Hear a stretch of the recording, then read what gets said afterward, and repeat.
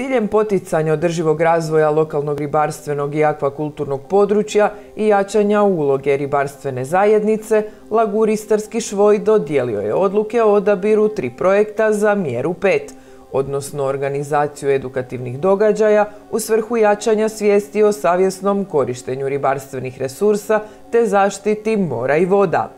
Evo, danas smo dodijelili ukupno 3 odluke o odabiru za našu posljednju mjeru, mjeru 5 iz naše lokalne razvojne strategije u ukupnom iznosu od gotovo 504.000 kuna za naša 3 korisnika, Udruženje obrtnika Poreč, Turistička zajednica općine Vrsar i Ronilački klub Ugor, također iz Vrsara. Sa ovom mjerom 5, odnosno sa današnjim odlukama o odabiru, raspisali smo sve natječaje i dodijelili sva sredstva iz omotnice koju smo dobili za programsko razdoblje 2014-2020. Za naš Lagur to je ukupno gotovo 12.306.000 kuna za 17 projekata sveukupno, odnosno imali smo 5 natječaja kroz 5 mjera. Svi projekti doprinijet će promociji ribarstvenog područja Lagura. Pa naš projekt zove se Jedi zdravo, čuvaj plavo i usmjeren je na razvoj pilot manifestacija, održivih pilot manifestacija na način da se bolje integrira turistički i ribarski sektor i to s naglaskom, odnosno u skladu sa zdravom prehranom i održivošću. Pa tako će se kroz ovaj projekt financirati razne edukativne aktivnosti kroz koje će ti ponuđači na manifestacijama zapravo naučiti na koji način nuditi atraktivno u street food obliku lokalnu ribu i gdje ju nabavljati. S druge strane, zašto je važna konzumacija naše lokalne ribe i treći naglasak je na tome kako očuvati more i okoliš i morske resurse.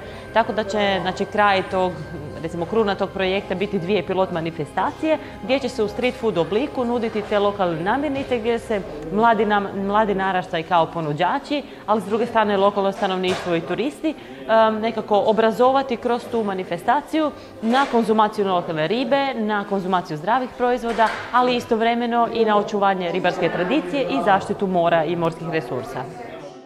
Mi smo htjeli našim projektom definirati u kojem smjeru se ribarstvo mora razvijati na području Poreštine i izrazito smo zadovoljni što nas je Lagur prepoznao, prihvatio naš projekat. U sklopu tog projekta nabavit ćemo novu opremu za našu kongresnu dvoranu koja nam nedostaje da organiziramo edukativni skup koji je u planu. Osim tog edukativnog skupa mi ćemo napraviti logo, znak skupa, medijski popratiti sav događaj, ali naravno najvažniji cilj našeg projekta i ono gdje želimo svakako pomoći ribarstvu našim obrtnicima je izrada studije sa popratnim prezentacijama da se znade u kojem smjeru je ispravno ići sa razvojem ribarstva na našem području. Mi imamo veliki problem, godinama su se nataložile ili izgubile ribarske mreže koje su jednostavno zagadile naše sike, pogotovo siku koju imamo projekat gljiva. To je jedna od najljepših sika koja je tu na zapadnoj obali Istre. Znači, gljiva kao ronilačka destinacija je toliko interesantna jer na njoj postoji jedan prirodni kip u obliku zatvorenog vrganja. I to i centri i klubovi žele posjećivati, posjećuju. Međutim, mene kao ribara, koji sam isto bavim se ribarstvom, me sram i kad vidim tolike mreže koje ostaju doli, to za podignuti te stare ribarske mreže zahtjevan je jedan projekat ovako koji će nama pomoći u opremi. Znači, pomoći će nam svakako da nabavimo balone koji su jako bitni da naš klub to izvede, napravi i to će biti jedan među prvima projektima i prvi značajni ekološki, ovako da kažem, projekt koji ćemo očistiti jednu takvu siku, probati je zaštititi jer to se, kažem, godinama se taložilo, niko nije bio u mogućnosti te mreže izvaditi. Tako da se radujem tom projektu i bit će ih još, sigurno vjerujem da ćemo poći, to će biti prva sika koju ćemo htjeti očistiti, a ima ih još jako puno. Za raspisivanje natječaja Laguri Istarski švoj 2017. godine dobio je na raspolaganje nešto više od 12 milijuna kuna iz omotnice Uprave za ribarstvo Ministarstva poljoprivrede.